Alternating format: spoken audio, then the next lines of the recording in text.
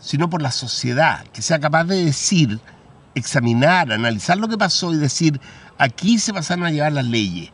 Pero una sociedad que está castrada en su espíritu crítico. Al ocurrir eso y darse por normalidad lo que tenemos hoy día, porque hoy día asumimos tácitamente que vivimos en una normalidad, que no es tal porque eso está latente, está allí.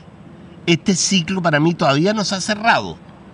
Entonces, y prueba de ello es la cantidad de problemas que seguimos enfrentando día a día relacionados con cosas que ocurrieron durante la dictadura y que no se cierran porque el problema de fondo no son capaces de enfrentarlo quienes deberían hacerlo.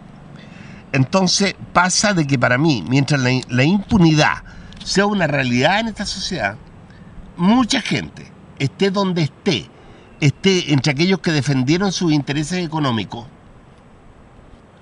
porque lo dijo en una entrevista el embajador Edward Corrie a una periodista, el embajador norteamericano en Chile. A una pregunta que le hace una periodista, le dice, ¿usted piensa, embajador, que era posible evitar el golpe de Estado en Chile? Entonces Edward Corrie da esta respuesta. Le dice, si a usted le meten la mano al bolsillo, ¿usted se va a quedar tranquilo? Y con esa respuesta está sintetizando algo que para mí es una imagen muy clara de lo que pasó en Chile. Cualquier búsqueda de justicia social que significara repartir, hacer una redistribución de los ingresos, que a la larga significaba meter la mano en los bolsillos de gente que no va a permitir que le metan la mano en los bolsillos, iba a terminar en un golpe de Estado. Y eso se convierte en un hecho fundacional. Ese es el mensaje. Aquí no vamos a permitir que nos metan la mano en el bolsillo. Y frente a eso, eso no lo vamos a discutir.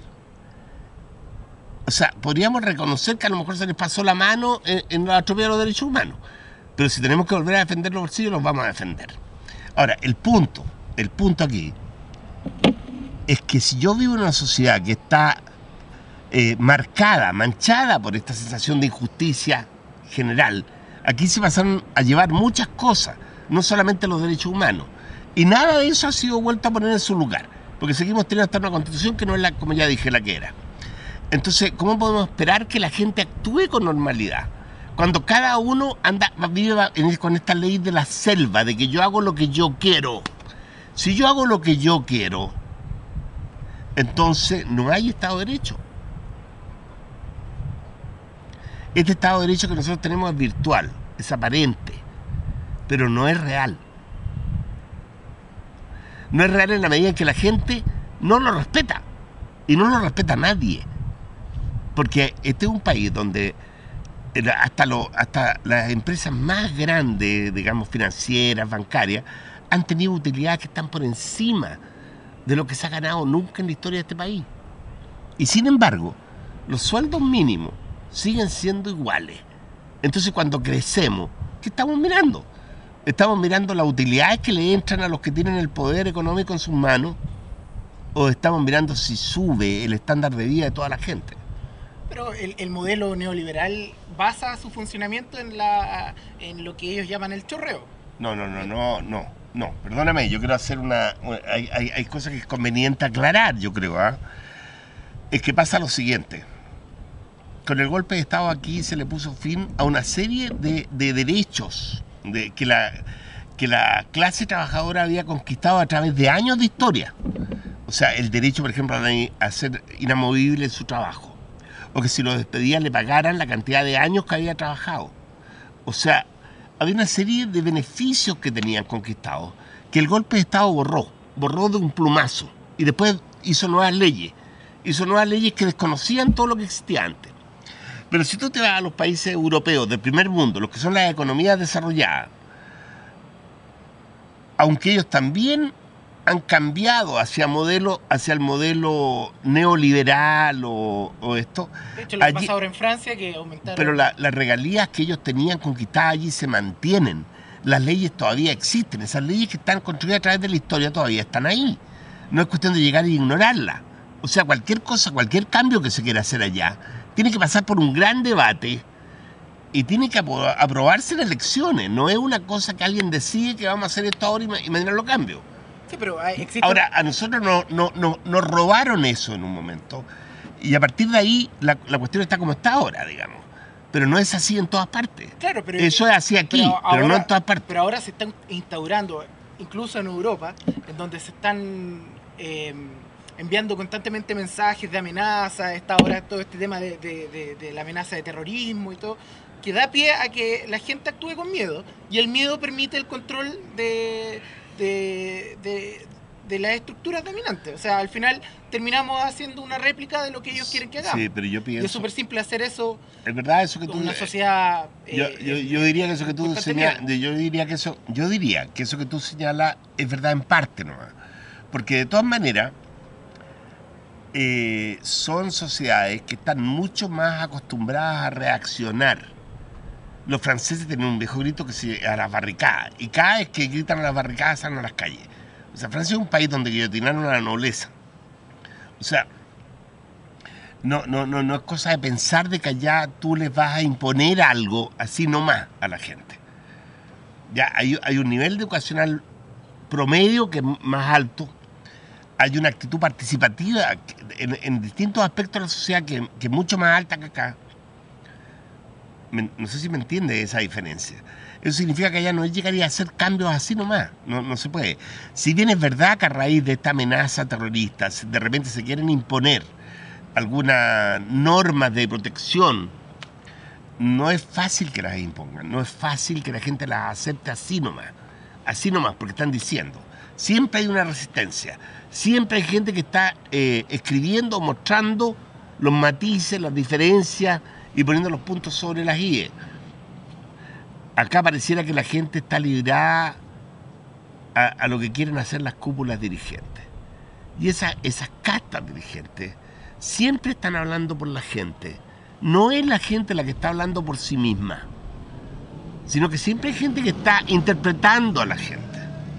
Yo estoy hablando por, yo vengo a hablar por, dicen. Pero no es la gente la que habla por sí misma. Y es una diferencia bien grande. Pero si vemos desde ese aspecto la problemática, estamos claros de que Sudamérica no es Europa.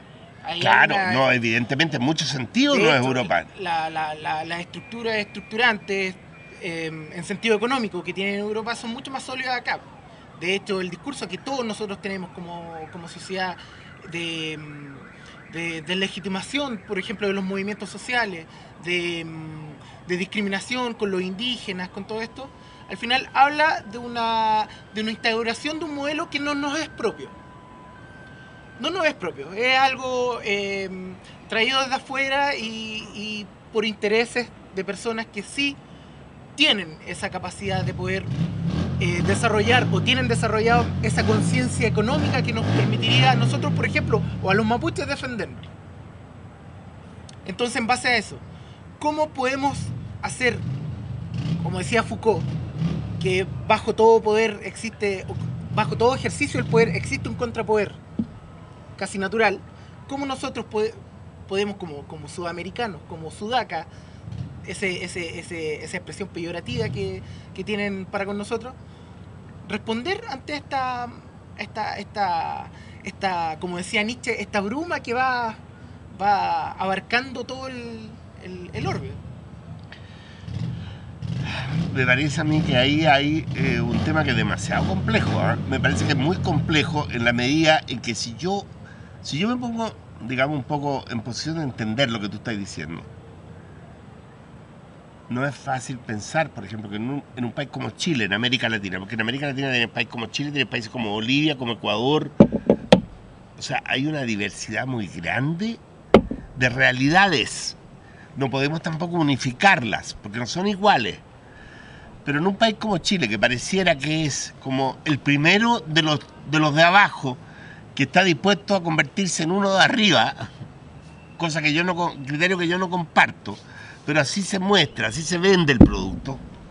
Sucede que no todo el mundo en Chile piensa como tú, ¿te das cuenta? O sea, hay un sector de la población chilena que puede considerarse sudaca, pero hay un otro sector de la población chilena que se considera parte del primer mundo. Y son ellos los que ponen la regla. Y viven de acuerdo con eso. Entonces, cuando estamos hablando de este criterio, de cuánta gente estamos hablando realmente, ¿me entiendes tú? Porque eso es importante tenerlo claro. Hay que entender algo aquí. Aquí hay una división, hay un abismo que puede separar sectores de la sociedad. Hay gente que se puede estar viendo como aborigen, hay gente que se puede estar viendo simplemente como pobre, sin considerarse aborigen, y hay gente que se puede estar considerando más o menos como que ellos tienen casa en París o en la Riviera y andan en yate. Y todo eso ocurre aquí en Chile. El otro día, antenoche, veía un programa en Megavisión, en las noticias, estaba dentro de la noticia, que mostraba la cantidad de productos para ricos que ha llegado a Chile. Y mostraban unas tiendas que están ahí en el Barrio Alto, en donde te vendían un reloj pulsera, que podía costar 45 millones de pesos. Una corbata que te podía costar 5 millones. Una corbata. ¿Quién se va a comprar? Y uno piensa, yo pienso, ¿quién se va a comprar eso? Y resulta que entrevistaban al tipo de la tienda y decía, cada vez tenemos más público. Y cuando el tipo dice, cada vez tenemos más público, ¿de cuánto público está hablando? Pregunto yo. ¿Habrá aumentado de 1 a 5? ¿O habrá aumentado de 10 a 50? ¿O serán 500? ¿De cuánto estamos hablando? Ahora hay otra cosa que también es interesante. Cuando se produce el fenómeno del expansionismo de la cultura europea, que es la dominante desde el punto de vista del centro, que está en Europa, y se produce los grandes descubrimientos, y se producen las grandes colonizaciones, no solamente descubrieron y colonizaron los españoles, también descubrieron y colonizaron los ingleses, los holandeses, los portugueses, los alemanes. Pero los grandes colonizadores en realidad fueron los ingleses, mucho más que los españoles. Y resulta que hoy día los ingleses le han reconocido, les han pedido disculpas a todas las poblaciones aborígenes que ellos invadieron y destruyeron, como en Australia, en Nueva Zelanda, en Canadá, en Estados Unidos, que fue donde más mataron, porque me acuerdo que hasta escribí una novela que se llamaba El último de los mohicanos. Entonces, resulta que en esos lugares las poblaciones aborígenes tienen derecho a tener grandes tierras, pueden tener sus formas de economía dentro de esos lugares. Y le han compensado económicamente lo que les quitaron. ¿Te fijas? Sin embargo, aquí, que nosotros fuimos descubiertos por españoles, eso aquí no ha ocurrido. Y aquí pretenden que van a tener una actitud positiva con los mapuches, porque están bajo una presión internacional que los obligó a cambiar la ley del terrorismo, por ejemplo. Que si no es por la presión internacional no la cambian. Entonces, aquí todavía hay unos cuantos patrones de fondo, porque este es un país que funciona con patrones de fondo. Es como los señores feudales en la Edad Media, y que siguen haciendo lo que ellos quieren. Ellos hacen lo que ellos quieren. Uno puede leer a Foucault, uno puede leer a Nietzsche, uno puede leer a los grandes pensadores del mundo, pero ellos parece que no lo leen. No les interesa. Entonces uno va a lograr algo. Ya la historia de la clase obrera